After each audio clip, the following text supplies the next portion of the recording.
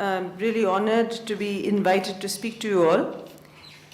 What you see at the back is our house, the home in which we live in a village called Devdungri, which is in Rajsamand district of Rajasthan.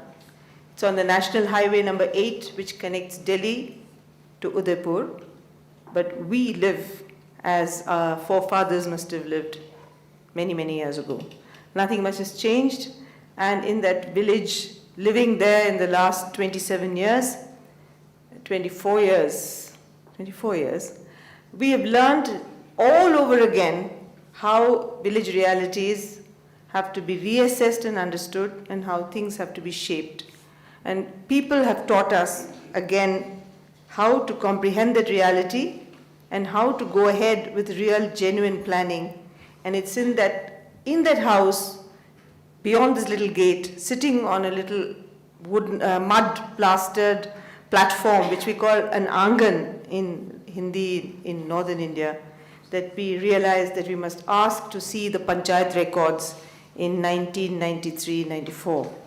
Because we were battling with facing the government telling us all the time that we were liars, and we wanted to establish that we were not lying, and how could we do it? It was not from minds of Nikhil Dey and Aruna Roy, who have been to various universities and colleges, but Mohanji, Lal Singh Ji, Narayan, people who live in that area, who said that if these records don't come out, we'll always be liars and they must come out. And that's how the battle for right to information began, got articulated. Mahatma Gandhi, when he came to India after South Africa, traveled extensively all over India before he formed his national agenda. It's because he listened to people that I think every political strategy that he planned was so fantastically correct that nothing could have worked better than what he did at that particular point of time. And we, of course, born in this country, realized that what he said was of immense value. But I am also a student of English literature, which is unfortunately the subject I did when I was a postgraduate student in Delhi University. And then I read a lot about what Lord Macaulay had to say about the cultures of the East. This man who gave us this educational system, which we have all gone through, whether we like it or not, said that the entire knowledge of the East deserved only one shelf in the British Museum, that it was not worth it, and that we really had to be taught everything in life.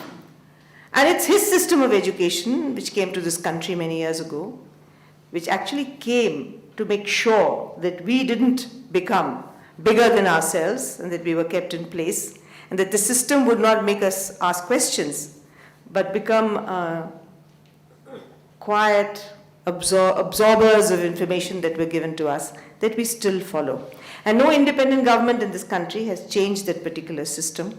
But he also brought in 1925 something called the Official Secrets Act, which was again necessary because the colonial administration had very few foreign officers. Most of them were Indians. So people working, whom we affectionately call babus, and also curse them like anything, and babudam is a curse in modern India. If you say anyone's a babu, then it's a clerk, a clerical person who uses red tape more to refuse than to give. So in the case of these babus, they had to be kept in control, and they had to be, they had to ensure that they didn't reveal state secrets. So they enacted a law called the Official Secrets Act, which is there in South Africa, which is there in all the British-ruled countries in the world, in Pakistan, in Bangladesh, in Sri Lanka, wherever they ruled, there was an Official Secrets Act. It's against this background that many of the historic happenings that happened from this house actually happened. And Mazdoor Kisan Shakti Sangathan, Mazdoor means worker, Kisan means a farmer. And all these poor people who live in this area where it's only a rain-fed crop that we get in Rajasthan have to work, no matter whether they own 2 bighas of land, or that is half an acre of land, or an acre of land. They can't live off what comes off the land, they have to work. So Mazdoor Kisan Shakti Sangathan was formed in 1990 with people's participation, and the name was given by people.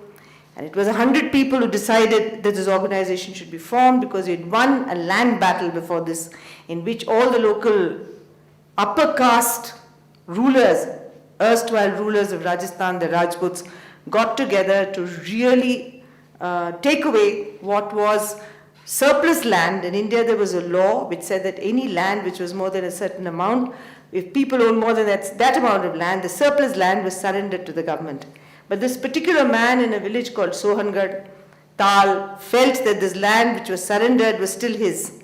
So if you grazed your cattle on that land, you had to give him half the milk from your cattle. And he was quite horrendous, and this was 1987. It was not 1947 that the situation held. But when we got control over that land and got access to that land, got it allotted and made a social forestry there, that the people felt that they had to organize, otherwise they wouldn't get anything, and this began. There is the Narmada Bachao Andolan, there is the Fish Workers Forum, there are many such organizations in this country, and we are only one of the many that are such. Now, how did we use this whole concept of a people's organization for doing what we did? Actually, I'm going to talk basically about the opportunities and challenges offered by the right to information in transforming governance and making government more democratic, deepening democracy. And in this whole thing, formal education has given us very little help. Because I come from a background which is Indian. Nikhil has even studied in the US. And there are many people who come and go from abroad, but the ideas are really generated from local people. And the whole business of transformation in India, of social transformation, has not come from the educated middle class in the last 50 to 60 years. All the movements that have come, which have looked at transformation, whether it's Dalits, whether it's women, whether it's rape, which was Bhauri Devi's famous case in Rajasthan. She was a working woman, an agricultural worker from the OBC community, or whether it has been issues related to big dams, though Medha's name comes up in front, like my name or Nikhil's name may come up in front. There were those tribals and those patidars who fought against that big dam and what it did to them. So wherever you go, there are people who have fought in this country for ethical politics.